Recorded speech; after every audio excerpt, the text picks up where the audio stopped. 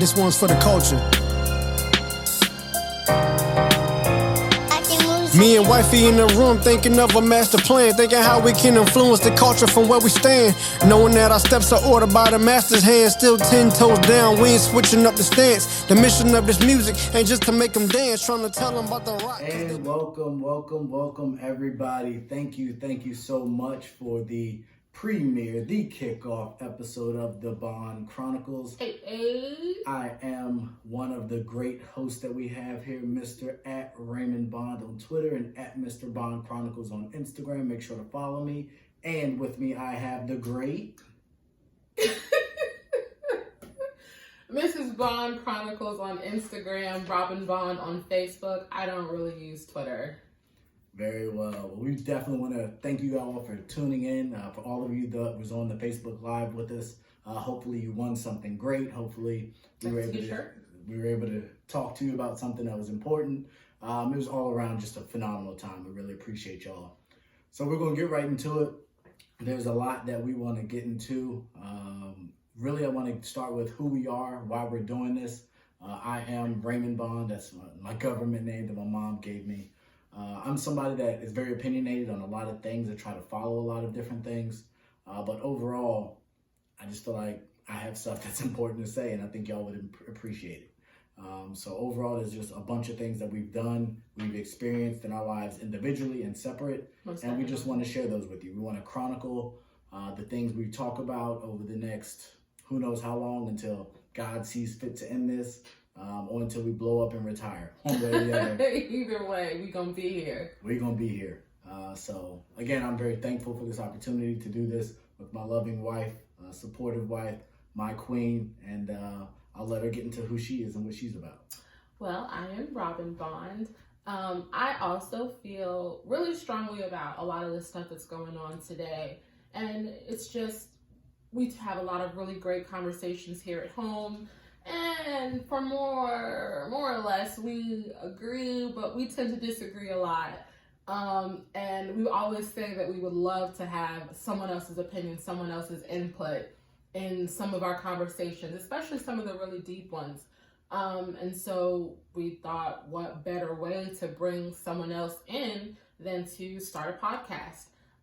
We talk about a pretty wide range of topics. We really kind of go there, so to speak, on some things, and we were really interested in hearing what you guys have to say about it. And then we're parents. We've got 3 beautiful children, and that within itself makes you look at the world completely different, as far as like the kind of world you want them to grow up in. So this is one way of us just kind of trying to make a better space, I guess, for them. And should other things become of this and we start to have some real impact on what's going on around us, obviously that's going to be great. Otherwise, this is just going to be a really great way for us to vent about how crazy the world is nowadays. And so, like Ray said, we're really excited to be doing this together for one, because it just gives us a chance to really, I guess, come close in some things and, you know, air out our grievances for the world to see, basically. So yeah, that's the other thing I want to say is this is who we are. This isn't some fake, some facade. I'm not the kind of person that's gonna, pander to people. I'm gonna tell you how I feel, and you can like it or you can hate it, but if you're here, you're listening to it. We definitely welcome feedback on all of our social media platforms. We have the but Instagram, haters will get blocked. The Twitter. That is not true. We are not blocking haters. You might not. I welcome haters. I'm not doing trolls. I fully engage in some troll activity because I also tend to troll.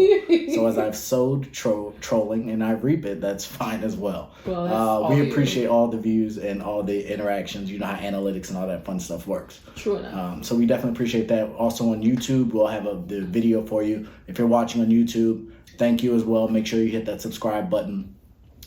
So we got a bunch to get into, so let's get to it. So the first thing we want to talk about is arts and entertainment. And we're black, as you can see. And we're black and you black. We watched some movies recently that elicited some emotions. Is that fair to say? Yeah, let's go with that. Let's go with that. And so the first that we want to talk about is Judas and the Black Messiah. And the reason I want to start there, and we have 3 that we're going to get to, but one is going to kind of lead into the next topic, so I'll leave that one for last. But the first is Judas and Black Messiah. And when I tell you that it be your own people, yeah, man, it be your own people. So spoiler alert, if you haven't seen it by now, that's too bad. Check it out on HBO Max. They're not paying me to say that, but if somebody wants to tag them and get them to pay me for that, so be it. But no, really, really great movie. I thought it was really well acted. But man, oh man, it was a lot. And, you see the government, like we know how the government is. They just dropped some bombs in Syria. We've been dropping bombs since we were a country. A lot of it doesn't get publicized or talked about, but that's what, unfortunately, we do, fortunately or not. But it was just the fear that the government has of a group of people uniting together and the lengths and the extremes that they will go to was telling for me. And then the second thing was just the disregard that we as humans have for one another. Yeah. Like, someone has a child on the way and someone is aiming to kill them and you set them up for a couple dollars. Like people that took you in, people that were there for you, people that embraced you, and just... You didn't even know yourself. You didn't. And someone that's fighting for the betterment of you.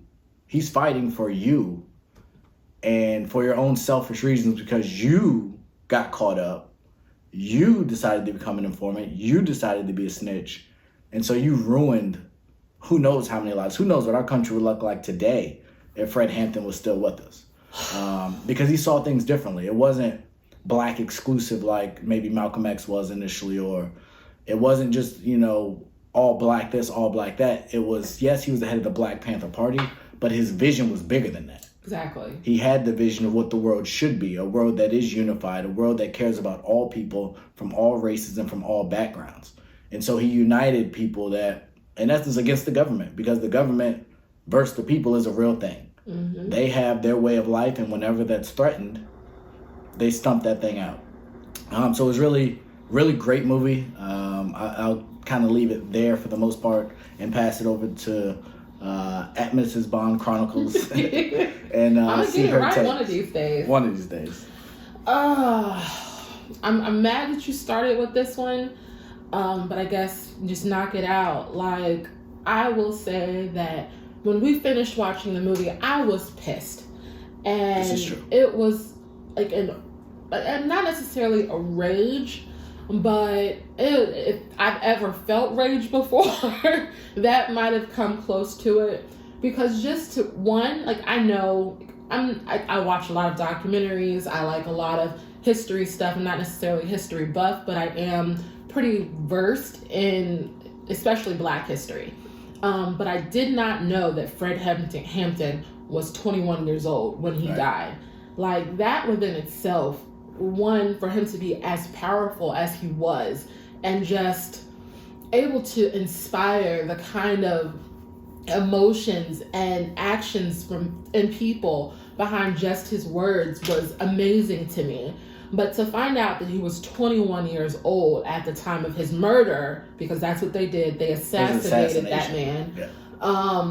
It was absolutely heartbreaking to me, because even now when we look at what happens to Black men in our society, a lot of times, unfortunately, it happens really young and they never get to grow into their full potential. Like, Trayvon Martin's birthday was earlier, this is March now, so it was earlier in February. And it's like he died before he even really got a chance to find out the kind of man he was going to become. And just to see Fred Hampton from that perspective, like, I have little boys, I have sons, and I have a daughter, and I couldn't imagine how I would feel if something happened to them, ever, to be honest. But in that light, and knowing that the government did it, They put someone in place to take him out. But just kind of to the point, like, they had denied his appeal. Yeah. He was going to back to jail for at least 5 years. He was not going to be on the street. He was, in essence, when he went to jail, they showed the party kind of fell apart. Mm-hmm. Like, there was division, there was a shootout, they burned down the headquarters. And although they rebuilt it, the leader, when he was out of the picture, they didn't have the phones. They didn't have the ability to communicate. The letters he was writing wasn't getting where they needed to get to. Mm-mm. So it's like, you have him. And that wasn't enough. No, it wasn't. A young man, it wasn't enough just to lock him up for stealing ice cream.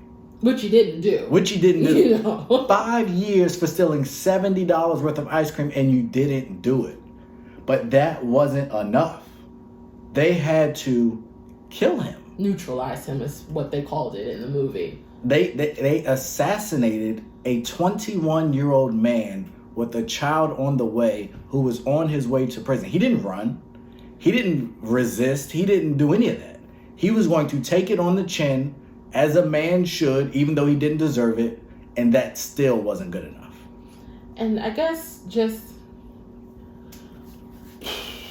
when you think about it, and obviously the other leaders who they had already killed, we had lost Malcolm, we had lost Martin. There were so many things that he was inspiring in people when, a lot of people at that time thought, well, the movement's dead. It's not going to happen. We're going to keep fighting for our rights and everything's going to stay the same. And then Fred Hampton came along and really told people, like, it's not dead. We can still do this. We just have to think bigger. We have to really unite, and not just black, like you said, not just black people, but white people. There are oppressed white people, Hispanics, like everybody. When you saw in the movie, and I'm sure in real life it was more powerful, just how he was able to talk to people and bring them down to a soul level, I guess, and really talk to them where they were coming from. Like when he went into the church, I guess the white supremacist church, and he told them, like, we live in the same hood, like we are both struggling the same way, but all of our kids are getting subpar education, we're all getting beat by the same police, like we are all in the same struggle, we can unite together. That is, I think, where we differ in a lot of the discussions we have about how we can move forward. Is I think there are more than enough people in our generation who can truly affect change if we unite together. Now, if we keep having all these individual causes and all these things that we're independently fighting for, nothing's ever going to happen, because eventually infighting happens. And it's like, oh, well, they got this before we did, and we've been fighting for it for longer than they have. Like, that is what can ultimately break down a movement. But when we all unite against a common issue, be it the government, the police, whatever, really big things can happen. And he was for making those things happen regardless of what happened to him. And that type of leadership, I don't want to say that it doesn't exist anymore, but Fred didn't have a bottom line. Like, there was no money that you could use to buy him. There was nothing that you could do to persuade him to change the way that he wanted to affect change for his people. And to see it snuffed out the way that they did, it was heartbreaking. Like, I'm still just upset about it, especially because, like I said, I knew a little bit about Fred beforehand. I didn't know as much as I know now, and will continue to learn for future reference, just so that it's stuff that we can talk to our kids about, because they're not teaching kids about Fred Hampton. They're not teaching them about what he really stood for, or for what it's worth, the Black Panther Party in general. Like, they tell people that it was a hate group. The Black Panthers were not a hate group. they just wanted to see better for Black people. Like, and, you know, you can get into the semantics of that. But what it really boils down to is they wanted more for Blacks, not less for everybody else. Fair enough. So the next movie that we got into, which we kind of talked about Judas and Black Messiah shortly after, but we didn't have any commentary on this, and so I'm very interested to see kind of where you go with Rainey's Black Bottom. Rest in heaven, Chadwick Boseman. Heck of a performance. Yes, amazing. Seeing him coming off Black Panther and some other things, I didn't know what to expect. I'd obviously heard about the movie, but I didn't really look into. So I kind of went into it blind. And right, because you don't listen to blues, jazz, really any of that kind of music. Nah, not really. But just even the movie about what it was about. Like, it wasn't until, like, I think it was on Netflix, was it? Yes, we watched that. I started reading the synopsis a little bit, and I was like, okay, we'll see how this goes. But really, intriguing movie. It was interesting in how it was set up, in that there was like a core premise, and then there was a bunch of really, really, really good nuggets that were dropped in here and there. So I'll jump in, because I guess I should have told you before we watched it, is that it was based off of a play. And so they tried to take some of the same theatrical elements from the play and include them in the movie. Like Glenn Truman's little bit he did when he was playing the piano after that first initial argument with Levy. And in the play, there's more things like that. And so that's why I guess you have these little drops of, and then the conversation that Ma had with Cutler when they were sitting at the fan. I'm pretty sure that conversation was a little longer in the play. I've never seen the play, so I can't, speak to it exactly. But that's where you get some of the weird cuts from scene to scene and the fade in, fade out type thing. Okay. So that's not what I was talking about really at all. Oh, okay. It was just more so that there was a central theme, but to your point, in those cuts, I thought that was really, for me, where the content of the movie I thought was its strongest. The story that Levy told about what he would do for the white man or whatever, and Ma Rainey's, when she was talking at a couple different points about how white people feel about her and why she was the way she was. Because at first I was like, this is just a kind of a bitter, arrogant black woman. Like, she's like tough. Like, your boy's stuttering. Like, that's extra. But then when Sylvester, but when she really explained why she did what she did and how much money she's making them and why we're not going to record till I get my coat. Exactly. Like, because I know as soon as I'm done, and even up until the end, and again, spoiler alert, when they're waiting for her to sign, she waited until the very, very, very end till she got really everything she wanted before she would sign that release. Because she knew the second she signed that release, didn't care nothing all about her power was gone. And I think that is just super evident today. To now, yeah. In all industries, whether it's sports, whether it's music, whether it's movie, whatever it is, like, that's huge in her ability on every platform to know that was really telling for me. I thought the movie was really, it was good. It started off tough for me. I'm not an N-word guy. I don't care who you are. That's just not my thing. Hard, ERA, that's just not my way. In any form. So to see Chadwick just bombing her, I'm like, where's Black Panther at? It was a lot, because I think even I leaned over to you and said, I don't think I've heard the N-word this much since like Bernie was alive.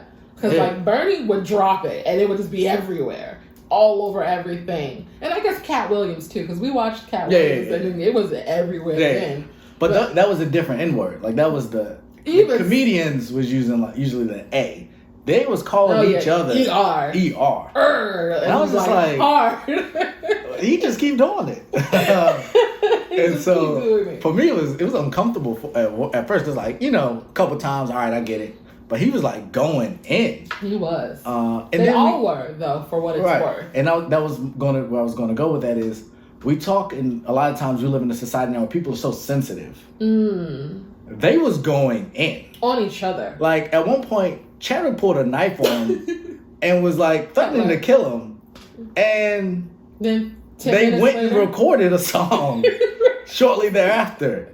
Like, there's no way today absolutely that would have happened. Like in now times, that person, like everybody would have got arrested for one. Because let some black people in a recording studio get into that kind of fight, like, it's not going down. And but if it does go down, then it's typically going to end in gunshots. But to that point, and I'm going to pivot a bit, the way in which she handled the police to start, like, she's from the South. I think they were in Chicago, Illinois. They were in Chicago. Yeah. Like, she was like, get this cop out of here.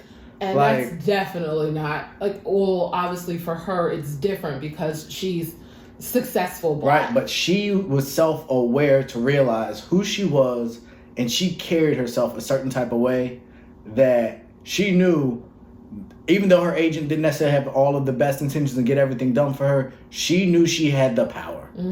And the way in which she navigated that, I thought was sensational and was really inspiring.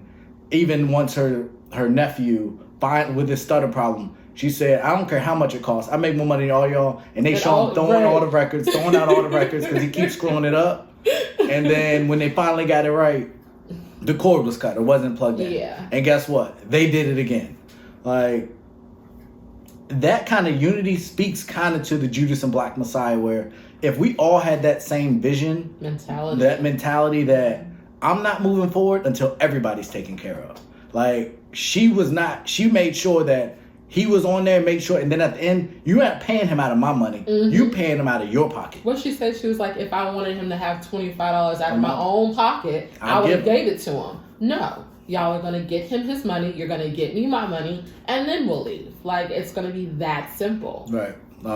I was just really impressed. So, your thoughts? I thought the movie was amazing. Like, one, just that era of time is always kind of tricky to watch just because it's during the Restoration era, and there was this mass migration of black people from the South because the South was awful. But then black people got up north and realized it ain't that great here either. And to see how powerful and strong Ma Rainey was. Because there were several times in the movie where I'm like, I was waiting for somebody to smack her character, because that's what they did then. Let's just be real. Like, women, especially black women, were nothing to people back then.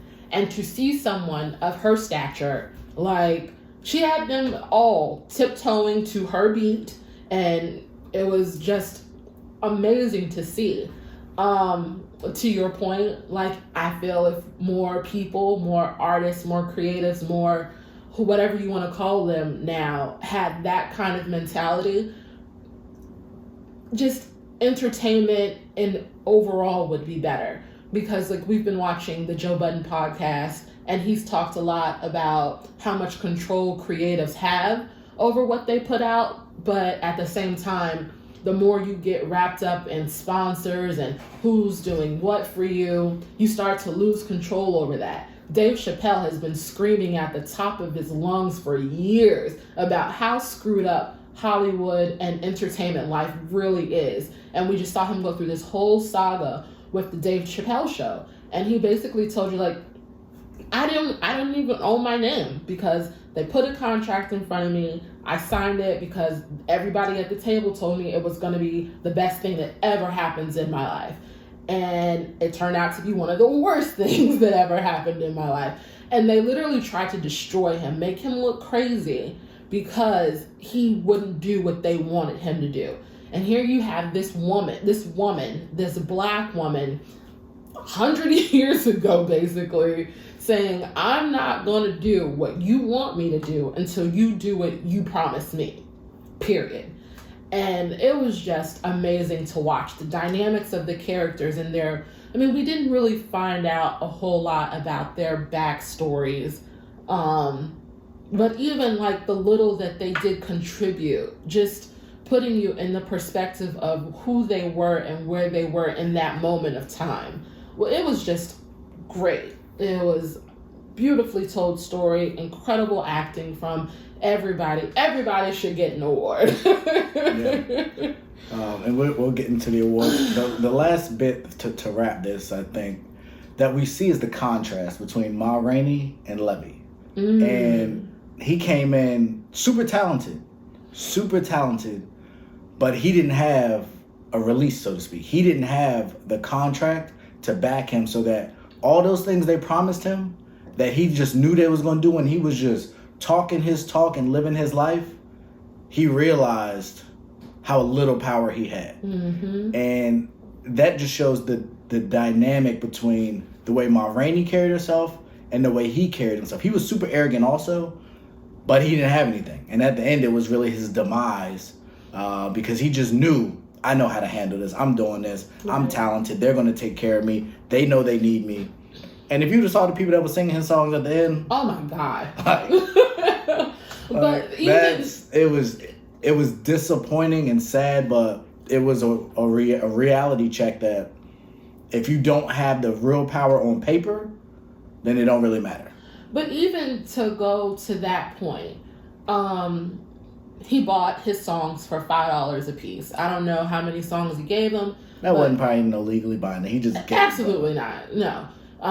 But he handed over the sheet music. He gave him $5. Technically, that's a business transaction. But to know that, I guess I know this just from all the documentaries I've watched, how much they have taken advantage, how much they still take advantage of music artists. I think that was a really big point that they were making in the movie too. Because like she said, once I'm gone, I probably won't see any more money from these people. I make my money on tour. I make my money doing my shows. That's exactly what you see now.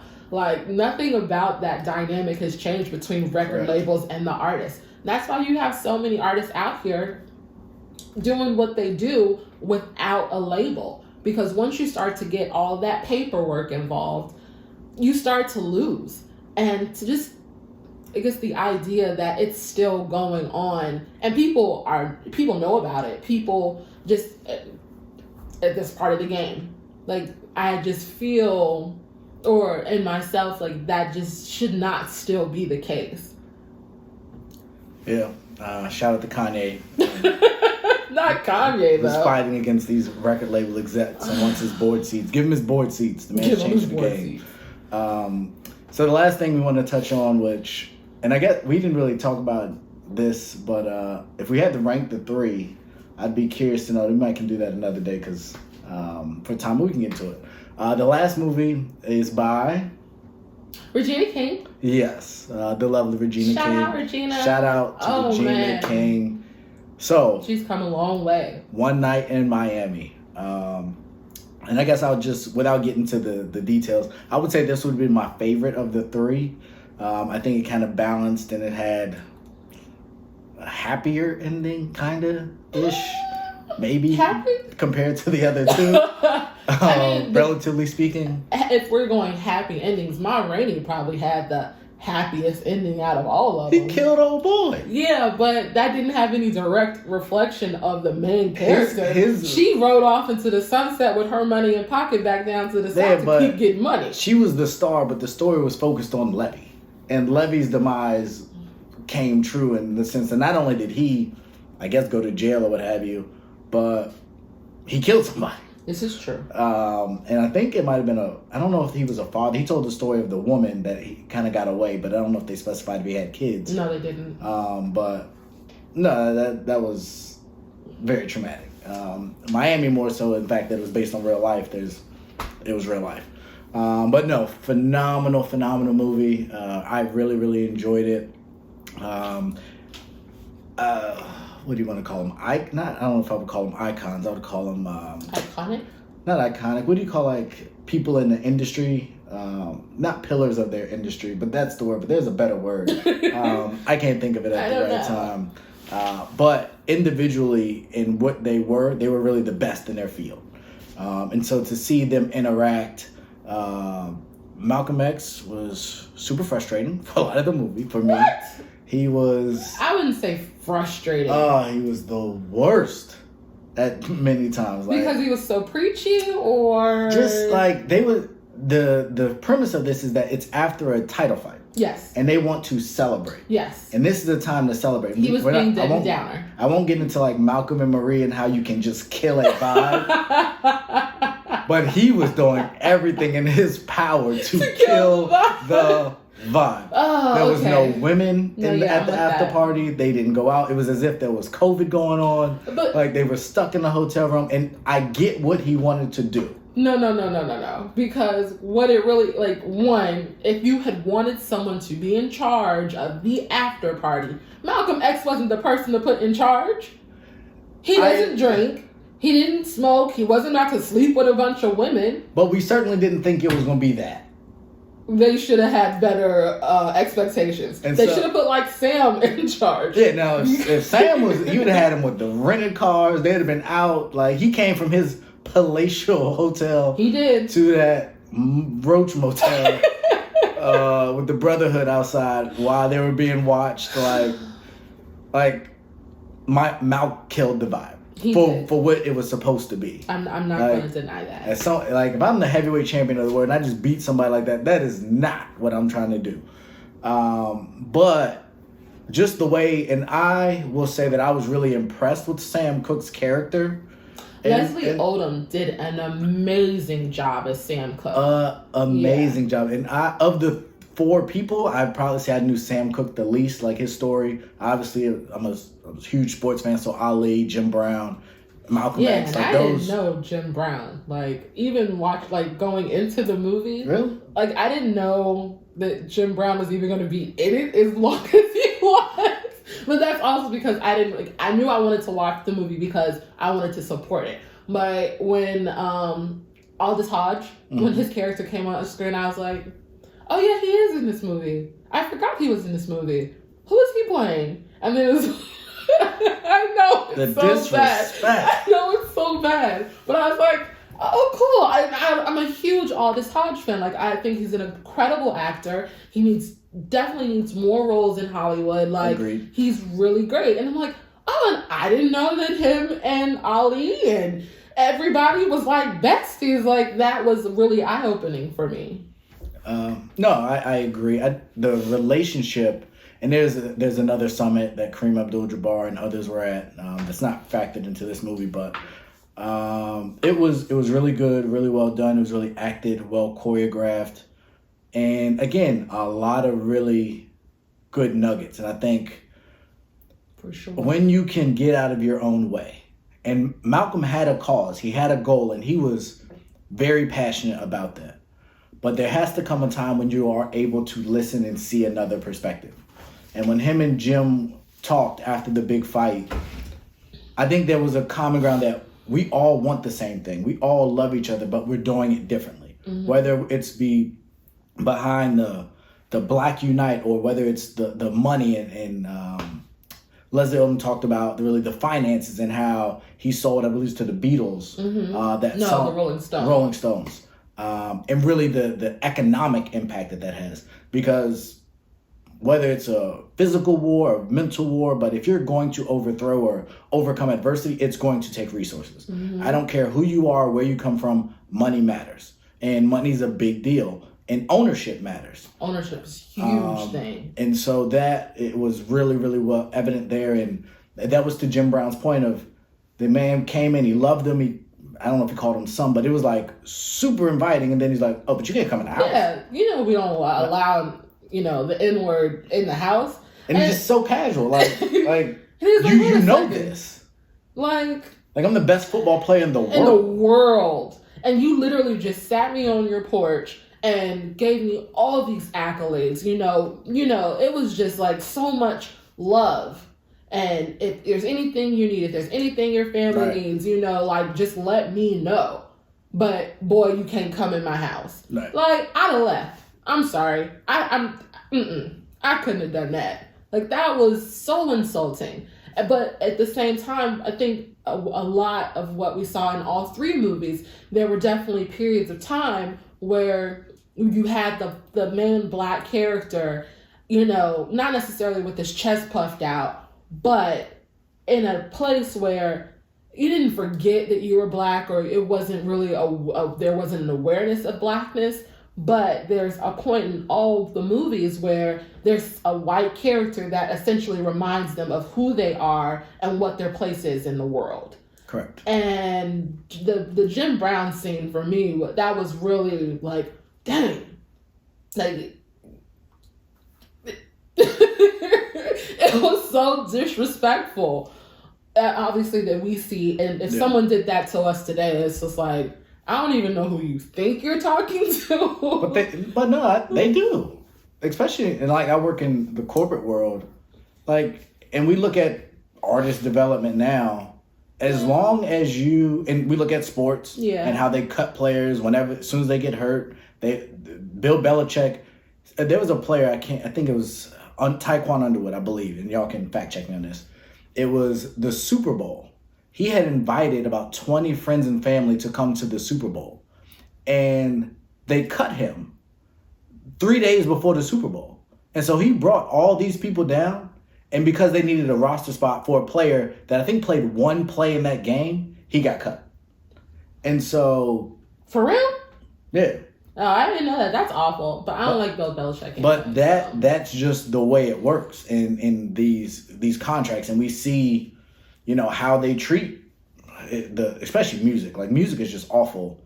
And the way in which they've treated artists. And they still treat them that today. These 360s, these contracts that are in existence until perpetuity. And in the Dave Chappelle case, it's universal. Like, it's... Yeah, no matter where you are. On this planet or another planet. And they're on Mars now. Well, trying to. But there's like the rovers and stuff. Yeah. But we own you even there. And that's just ridiculous. And so it's those situations where the people like Chappelle and others, once they hit a certain point, it's like, oh, whoa, you can't come this far. We're not giving you this much power. Mm-hmm. Like, as long as you're up on stage and you're making N-word jokes and you're talking about this and that, like, it's fine. Be the funny guy. You want to talk about black on black crime? Sure. But if you're Rick Ross and you talk about raping someone, whoa, now we have a problem. Rick Ross and you're raping someone. Remember you put the rap verse, the lyric he had? Oh yeah, put them on. So as long as he's talking about selling drugs, oh yeah, you're fine. You can sell kilo after kilo after kilo. You can destroy the black community. But if you make a line about putting Molly in someone's drink, that's where we draw the line. And I'm not excusing or saying that's okay, but it's just interesting that, especially for rap and hip hop, the violence and the guns and the killing and the videos, and they will pump millions and millions and millions of dollars to portray and support this image until it's something they don't like. Yeah. And then all your funding's gone. All your sponsorships are gone. Everything's gone. And they can really blacklist you from the industry. And fortunately enough, he was able to bounce back. But too many people that don't want to play the game, they don't have that opportunity. Mm-hmm. And Dave Chappelle went away for a long time because he couldn't do it. And so shout out to Dave and any others who are willing to stand behind their craft and what they believe in and choose not to sell out, unlike people in Judas and the Black Messiah. That'll take it on the chin, whether it's right or wrong. Ali went to jail, said, y'all treat Viet Cong ain't did nothing to me. Y'all the ones calling me the N-word. Y'all the ones disrespecting me. Y'all the ones that rape and pillage our children and women. But you want me to fight for y'all and go kill them? Like, I'm not going to do that. I'm not doing that. And so they stripped him of his title and sent him to prison. Like, that's how it's been. And in a lot of ways, they're still telling LeBron, shut up and dribble. Mm-hmm. We see what they've done with Colin Kaepernick. So not a lot has changed once it gets to a certain point. Them for him to play in football again. Right. And that's the thing. Like, now, it's embraced. Everybody kneels now. And I hate it now. Like, it drives me insane. Like, it's the thing to do. Like, kneeling's popular. It's the cool thing now. But the person that started it, oh, God, no. Like, and so now he still hasn't got a job. And at this point, he'll probably never get a job. But shout out to Colin Kaepernick as well and all that he's doing. Know Your Rights Camp and all the great things they are doing. So, One Night in Miami. One Night in Miami. We went like way. Regina King, and that's why I'm about to bring it back to award shows. And I'll let you kind of get into all the different nominations and things. I know you want to talk about a couple pieces, and then we can kind of go from there on how important they are, how relevant they are, and, you know. I mean, I guess it's not necessarily about just all the nominations, but Regina King is nominated for Best Director. Tomorrow the Golden Globes come on. Yeah, Golden Globes. I'm not going to watch them. I don't really watch award shows anymore, mostly because, like, they do a huge disservice to the entertainment industry. But you said all entertainment or black entertainment or minority entertainment? I mean, specifically for this conversation, a huge disservice to black entertainment, but just a disservice overall to anyone who wants to be involved in it. And we can go deeper into that at some point, but for the purpose of what we're talking about today, it's black entertainment. Again, Regina King is nominated. I'm super excited for her. Like, to watch her career. And she's someone, I guess, that I've been watching act, you know, since I was a kid. From Friday to Ray to, Watchmen last year. Like, to see how she has grown as an actress. Like, she's just amazing. I don't think I've ever heard a bad story about her. Like, just stand up, beautiful, black, independent, strong, amazing woman nominated for Golden Globe tomorrow for Best Director. And I don't think she's gonna win it. And the fact that, you know, that is the mindset that I have going into it is disappointing, because when you look back at these award shows, from the Emmys, the Oscar, the Academy Awards, like, the lack of representation there, it's just disgusting. Like, I went online and I did a little research, you know, obviously for the podcast, to really see, like, look at the number of nominations that black people have had across the, you know, the spectrum of award shows. Specifically the Oscars, because that's always the one that pops up. It's just disappointing. You know, Hattie McDaniel was the very first black person to ever win an Oscar.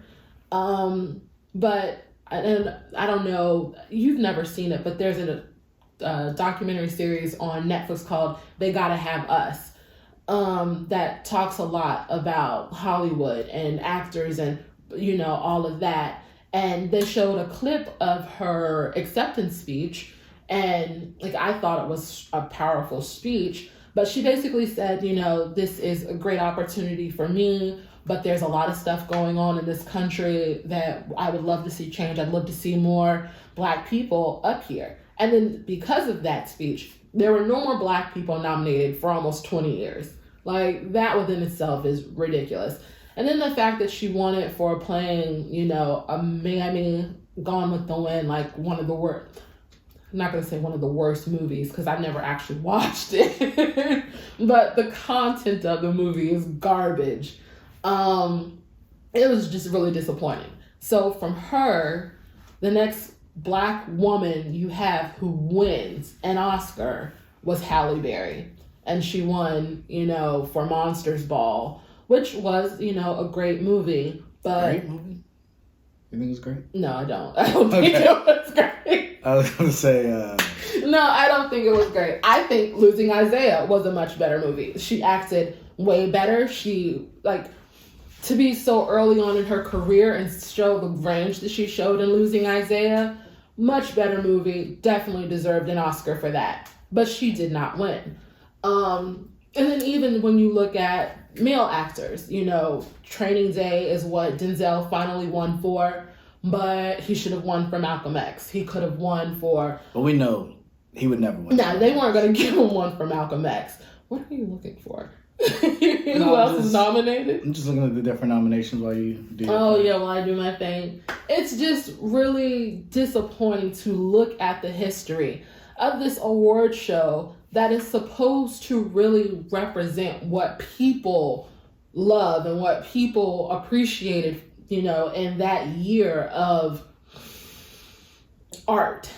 And it's not representative of the people who are watching it. Like every year I look at the list of movies that are nominated for Best Picture for the Oscars. And most years, I've never seen half of them. And I always say, oh, I'm going to go back and watch it. I'm going to go back and take a look at it.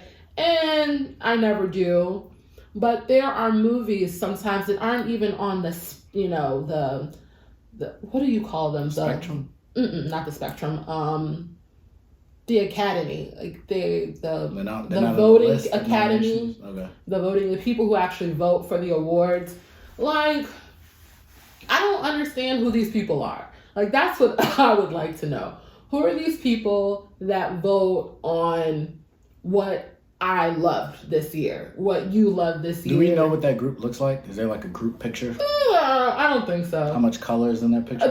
But that's the thing. There's not a lot of color in it. Right. Like, we know that there's not a lot of color in it. And just even like if you scroll through Netflix or Hulu or Prime Video, whatever you use as your streaming service, if you look at the movies that are popular on there, like I get so many foreign movies that come up in my, you know, the shuffle of really popular, great movies. I don't watch them all, obviously, but I don't ever see any of those kind of movies nominated. Best foreign film, that's one category, or whatever you want to call it.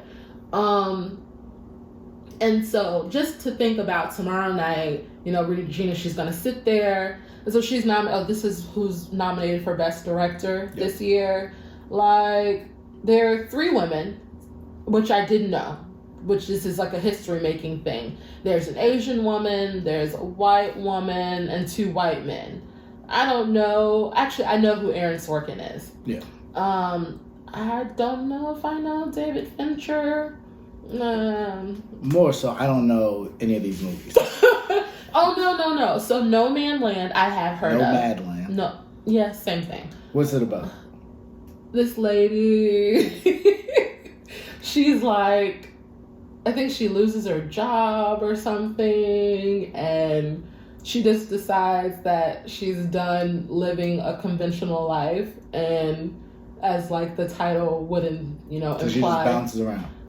But that's I don't know the context of the movie, to be 100% honest. Right. It is on Hulu though. So the point I was going to make is these should be culturally relevant movies. And The Trial of the Chicago 7 is.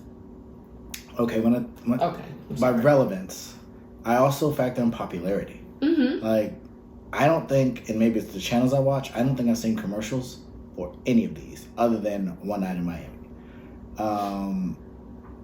And that to me is telling. Like, and I don't know what the box office numbers are, and I don't always judge movies based on box office numbers, but there's been a number of movies in the last year that probably should have been on this list. We've talked about a couple, and these ain't it. And I think that's just the case. The case it's been for a long time. And so the next question I have is, and obviously shout out to Regina King and the other women. Like, I'm good for the women. Good for the women. But generally speaking, like you were saying, you're not even going to watch the award show. No. So the question then becomes, do the creators care about the awards? And as a consumer, I don't. Not only do I not care about the awards, I don't care about the critics' opinion of the movie. Because back to Siskel and Ebert, they would talk about movies and they give 2 thumbs up to some of the dumbest, boringest movies I've ever seen. The boringest word. It is today. And so I looked at other movies of the time that were, you know, whether it was a Rush Hour or, like, I like superhero movies. Mm-hmm. Superhero movies get killed by critics because they lack depth in storyline. And I'm good with that. But if I go to a movie at 12 at night and you can keep me up for 2 hours, you did something. And not only keep me up. That's kind of a low, you know. No. I think that's a huge bar. If you can keep someone engaged at a time of night, or that they're releasing or even thinking of releasing it at midnight when that was a thing, and that people would sell out. I think Harry Potters have done that, and some others. Harry Potter were great movies. I'm not going to dispute that. I'm not a Harry Potter, not a Lord of the Rings. I'm not that kind of guy. And Lord of the Rings, let me not get off topic. Thank you. But the point is, those are if the people are crying out for those kind of movies and they're willing to make those kind of sacrifices to go see those kind of movies, those are the movies that should constantly be nominated, and those are the movies that should be winning. Something that you watched by yourself while you were lonely and miserable, and that you related to in some kind of way because the cinematography was so cool, or they did something unique that nobody else really even knew or cared about. That is not shit would dictate. So for me, award shows are useless. From everything I've heard from people that are in the industry, it's rigged. And this isn't just with TV or movie, specifically with music. Like Kanye West has made it very clear Taylor Swift shouldn't have won that award over Beyonce. And there's been a bunch. Music awards are a joke. There's been a bunch of other ones, and specifically when it comes to Black culture, I think in a way we've done the other academies a service by creating our own award shows. So what it does is it gives them an out that, okay, we're not going to allow you to win our award, but at least you can win your award. Mm-hmm. If you get a BET award, or we'll nominate you. Like, hey, thanks. You can come to the show. You can pay all this money to get dressed up, or people can dress you or whatever, and you might get some free publicity off of that. You're not going to win, but we'll invite you to our little shindig. But we won't let you behind the curtain. Right. And then if you really want to win, if you want to be celebrated, go collect the BET award. Go collect one of those black awards from one of those black award shows. Yeah, one of those black award shows. Like, I appreciate it because I think it's important that we do honor our black kings and black queens and give them their due. I think the problem comes in that it's a crutch for others to fall back on and be like, oh, well, we nominated you, but you're not going to win. And so what we have to stand on, and I went through a couple of these, and I look at the content of $1 Million Baby. I look at what Cuba was in Jerry Maguire, Glory. I didn't watch this Louis Gossett movie, but in order to win, you got to be, I don't even know what the right word is, but less than. Like, Training Day is phenomenal. I love Training Day. But of all the good guys that Denzel has been, that's the one he won for. Roman J. Esquire, I thought was a really, really good movie. And he was nominated, and he lost. Like, Will Smith has been in a number of things, never won. He lost. I thought it was Pursuit of Happiness, which, like, I haven't cried in many movies. And I can only imagine watching that movie now as a dad. Bawling. Like, that was tough for me then. And so I don't really care. I think the part that, and we kind of talked about this a little bit, where it matters is money. Yeah, most definitely. And when you're negotiating as an Oscar nominated or as a Golden Globe nominated versus you not having that behind you, or Grammy winning. Winner is definitely, you can go from a negotiating standpoint. But then we've even seen in other situations where the black actors and actresses are paid significantly less than their co-stars as well. But I guess my thing is, like, when it gets to the point where the white actors in movies and in projects will forego their normal pay so that everyone around them can be paid equally or get paid what they deserve to get paid, like, you really have to start taking a look at the industry as a whole. Because it's not like, oh, people don't understand that it's an issue or people don't get that there's an inequality there. It's that the people who are in charge don't care. But I think it's, and I'll use kind of a sports analogy that I see a lot. It always, well, not always, it is perplexing to me that millionaires have to take care of thousandaires and billionaires get to keep all their money. Like, that to me just doesn't make any sense. And it's like you said, actors take less, athletes take less to try and spread some of the wealth when the billionaires ain't giving nobody a discount. Mm-hmm. Like, I've been a season ticket holder, and the ticket to a preseason game is the same as a regular season game. And then no special treatment. And then you pay I'm a season ticket holder, but then when the playoffs happen, you got to pay more. Like, I thought I was good for the season, but no, we gotta get those extra dollars, and like, it's just crazy that the world is the way it is, and I think that is why there's so little. There's such a small injection of color at those levels. At the ownership level, and this is from Hollywood studios to sports organizations to music industries, like Universal will let you be the head of Def Jam. They'll let you be the head of your label, but you ain't gonna be on the board of their company. No, because that's too much. And I want to see that change, but how? Well, we can get into the how, and we've talked about kind of the how, but I just don't see they have no motivation to change. No, not whatsoever, because it's worked for them for centuries. At this point, they've been doing things the exact way that they've been doing them, and they're fine. And as long as they keep the model the way that it is, to them, nothing's broken. Correct. Like right now, you look at record industry, labels are trying to squeeze every nickel, dime, and penny out of the artists that they can. One, while they're popular, and two, before they go on tour, because of streaming services, they've cut down how much, you can make from a CD. And then, if you're not getting any money from the appearances, how can you make your money back from this artist that you've invested so much in? When at the end of the day, and this is from the highest level to the lowest level, if something happened to them tomorrow, there'd be someone else in their spot the next day, period.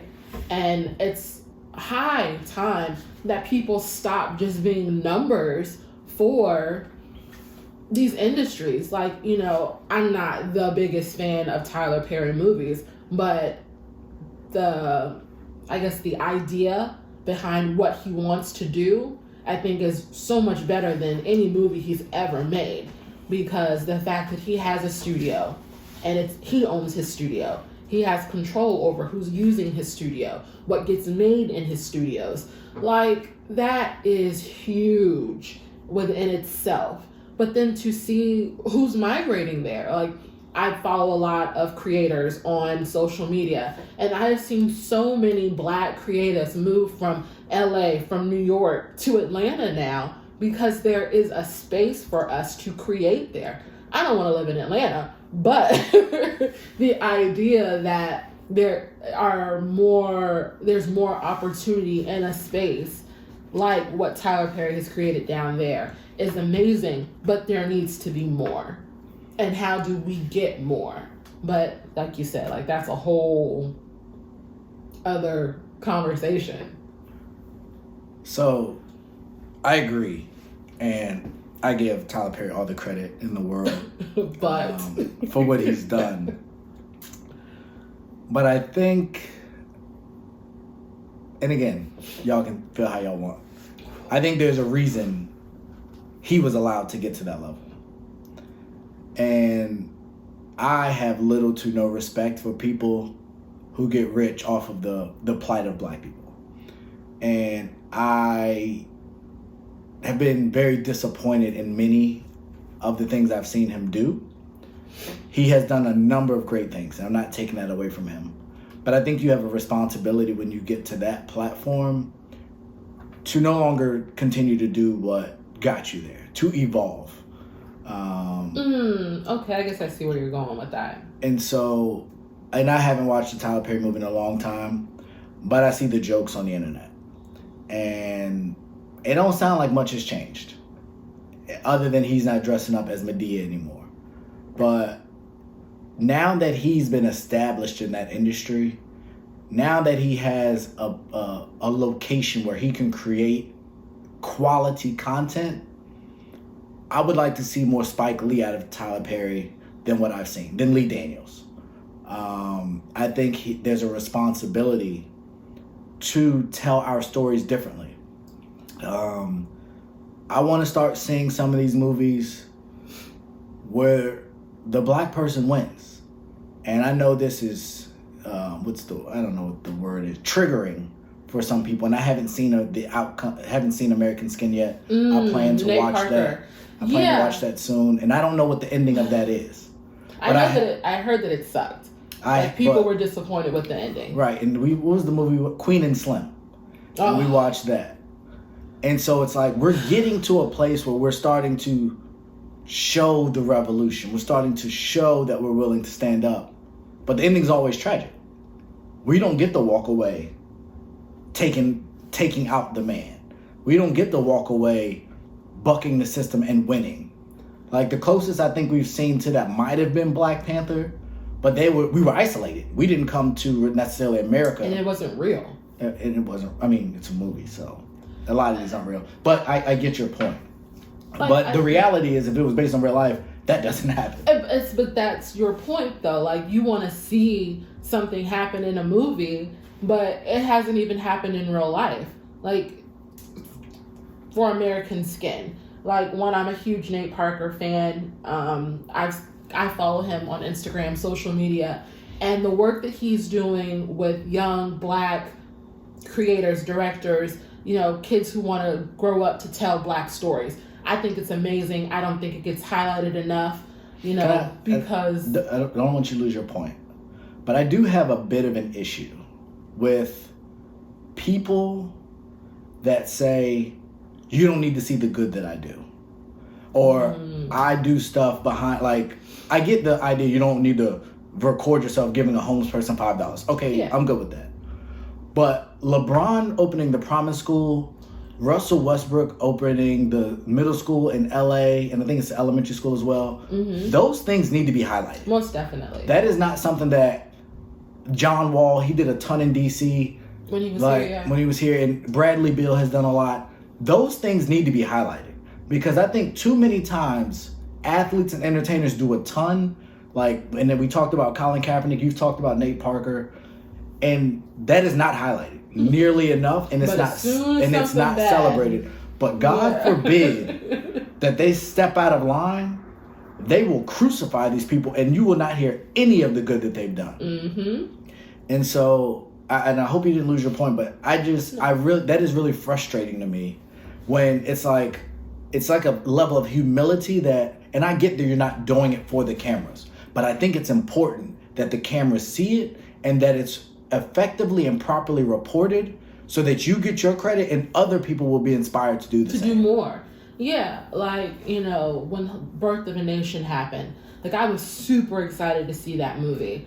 But then, the old sexual assault allegations came to light.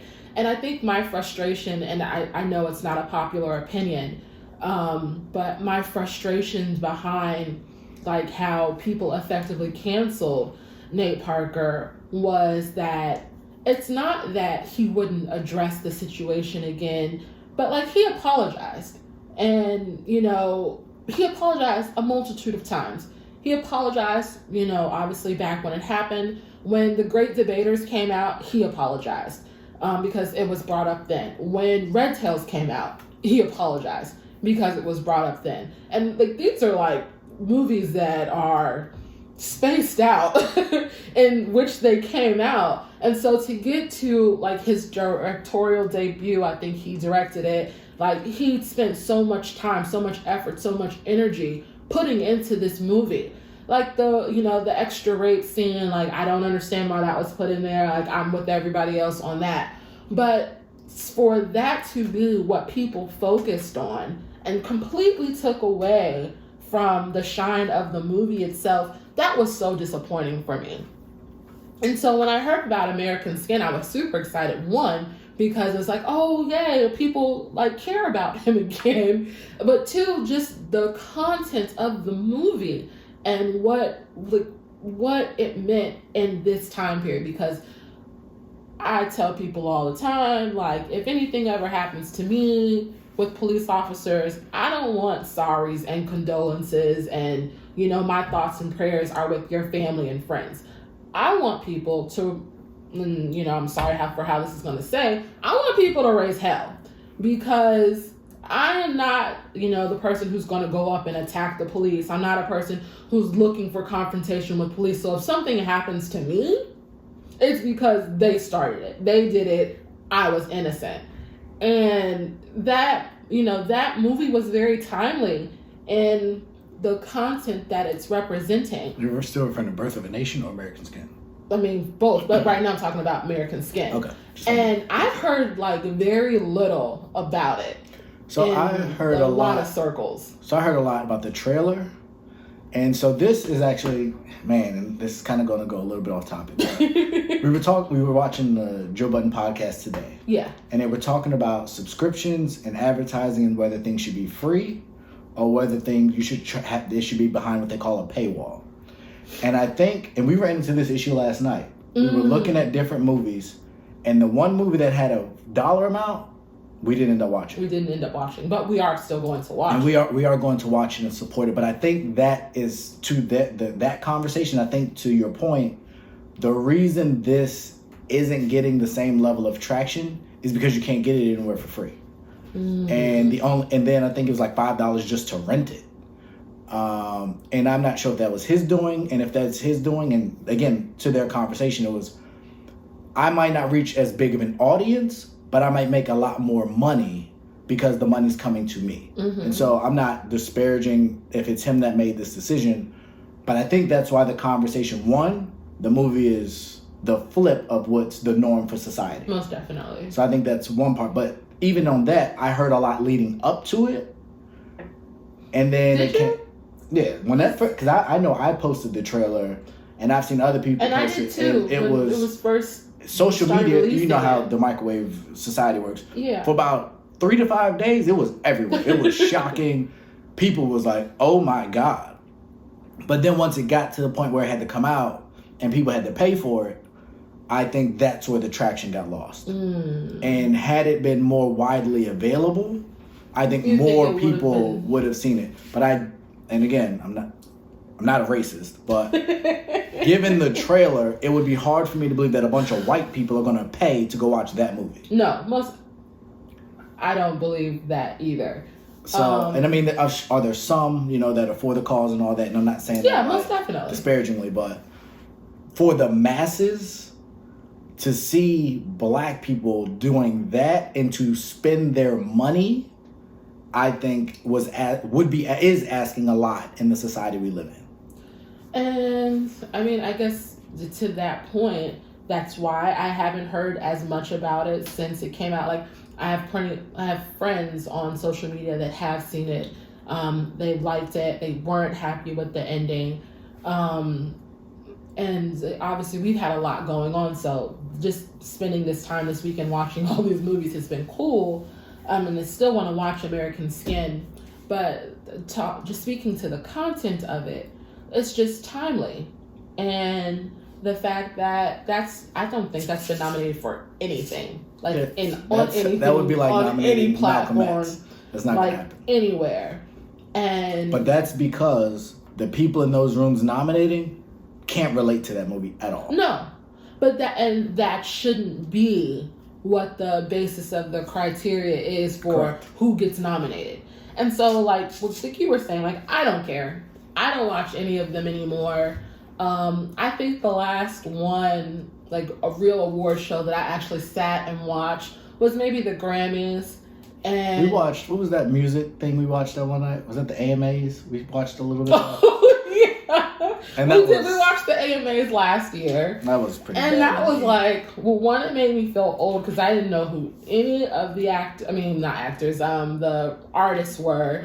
We knew Meg, J-Lo, and Lil Baby. Wait, what award show are you talking about? That wasn't the AMAs. What was that? When Meg was on there and J-Lo was on the piano with the dude. That was the Grammys. That wasn't no Grammys. MTV Awards. I ain't watching it. I'm pretty sure it was the AMAs. I don't. Because it was on regular TV. And I'm pretty sure it was on the AMAs because I think we had Courtney in there and I was like, oh yeah. This should be, it's wholesome because it's on and we kept having to change the channel because it was just nothing but... Women ain't had no clothes on. Yeah. And own your bodies, but I got a daughter to protect, so you make that decision, I'll make mine. But I don't watch them anymore because for a long time, people talk a lot of stuff about Kanye, but Kanye had one of the best albums for like 3 years straight. And then when they finally gave it to him, like, I agreed with him. Like, I should have won this 3 times before now. Like, best new artist. And I don't listen to a whole lot of new music, but the music award shows are what kind of did it in for me. And then, like I said, like, I watch a lot of movies, or at one point in time, I was watching a lot of movies. And I look at the nominations, and I'm like, who are these people? Not even who are these people? Because Meryl Streep, Julia Roberts, what's the guy? He won for Lincoln. I can't think of his name. I know who you're talking about. But he's won like 1,000. Like, even we saw, like, when you were looking at the other nominations, like, the same people get nominated in Hollywood all the time. Brad Pitt's been nominated for a bunch of them. Leonardo DiCaprio, like, and I love Leo. I was about to say, watch out. Don't talk about my boy Leo. I love Leo. I'm not even gonna say, because he won for Gangs in New York too. So if you can't find it from there, yeah, him. What's his name? Daniel Day-Lewis. Yeah. There we go. I'm a genius sometimes. I didn't even see it right there. But yeah, he won for, I think he won for Gangs in New York. I'm not positive. But he's been nominated a bunch of times. But then you have actors like Denzel. He's done a ton of amazing movies. Been nominated only a couple times, and he's won twice. Best lead. He's got best lead and best leading, supporting. But he's arguably the greatest black male actor of all time. Yeah. So that's the standard. We're comparing Daniel Day-Lewis to Denzel Washington. Like, and that shouldn't be the case. Like, there's too many great, especially now. Like, we have a ton of really good, amazing young black actors and actresses. And I believe we are in a more progressive day. It will be interesting to see, and like I'm not going to watch many of these award shows, but I will at least be acknowledging when they win. So, yeah. So yeah, like, I don't think award shows matter anymore for us as a consumer. And if we ever get to a point where pay is equal for actors across the board, however you want to put it, being an award-winning actor, shouldn't affect how much you get paid. And then people maybe won't care as much about the awards. I mean, I think we've seen at a lot of award shows that people don't show up now anyway. They'll go to the Met Gala, but... because the Met Gala seems like I would go to the Met Gala. My point is, they're willing to go to events. They're just not going to these awards because they're useless or they're not going to waste their time. But again, I hope that does change. And I really hope, like, I want to be wrong about Regina tomorrow. Like, I really when I looked at that category, it should be a no-brainer. Now, I didn't watch any of those other movies because I haven't really heard of any of those other movies. And I don't really care about any of those other movies. But I know that One Night in Miami was dope. I hear about Promising Young Woman all the time. Like, you hear you've probably never paid attention to the commercials, but I hear the commercials about it all the time. Tyler doesn't speak to me. I know it doesn't. And like I said, Nomadland. Like, I see the ads for it on Hulu. Great. So I really want to be wrong about Regina King, though, because I think she's more than deserving. But for what it's worth, this is her first movie. And Spike Lee's been making movies for 50 years, it seems like. And he's never won for Best Director. So, for anything. Maybe one day. So, I guess we'll see. Yeah. I think I got too far away from the mic, though. Let me come back closer. I'm sure Can you hear me? Was that a shot? Like, how loud I am? You tend to project well. Because I think people need to hear what I have to say. And I agree. That's why we're doing the podcast together. But no, I think we touched on a number of different things. It was a pleasure doing this with you. You too. First of many. Like I said, whether we get raptured out of here or we get hit the lottery or whatever, we'll be doing this for quite some time. Raptured out of here? Like Jesus? Oh man! Like, another guy that would rap? I wasn't sure. I just want to say thank you to everybody who's listening, everybody who's taking the time out of their day to watch us. We appreciate the support. Like, share, comment, interact with us. We are super regular people Regular how? Like, we're regular. Like, we're not. We're down to earth. I ain't regular. I ain't basic. Okay, mister, you ain't basic. Nah. The main point in that is like we're two people that we think we can relate to a lot of people. We think a lot of people relate to us. For sure. And so we appreciate the support right now and in 20 years when we're super more dope, more or less basic or whatever you want to call it down the line. So yeah, that's all from the Bonds today. So I'll go ahead. Again, thank you everyone, everything that she just said. We look forward to doing many more of these, touching on a lot of variety of topics, whether it be current events, whether it be sports, whether it be entertainment, whether it be political, whether it be relationships, whether it be parenting. Because boy, oh boy, we talk about our relationship on here. We have a good relationship. Except when you be tripping, but other than that. When I be tripping? What? I don't be tripping. But that's the beauty of life, is to have somebody to share it with. And I definitely have a great person to share that with. And we're going to be able to share with you guys the things that we go through, the things we experience, and the things that we feel and see. We hope that you will continue to tune in, whether it be on the audio version or the video, YouTube for video, audio for Anchor, and all other streaming platforms, from Spotify to Apple Music, you name it. We there. We'll be there. We all over the internet. Big footprint. Big footprint. But we love y'all. We appreciate y'all. Have a blessed one. Follow us at The Bond Chronicles. Subscribe on YouTube. Y'all be blessed.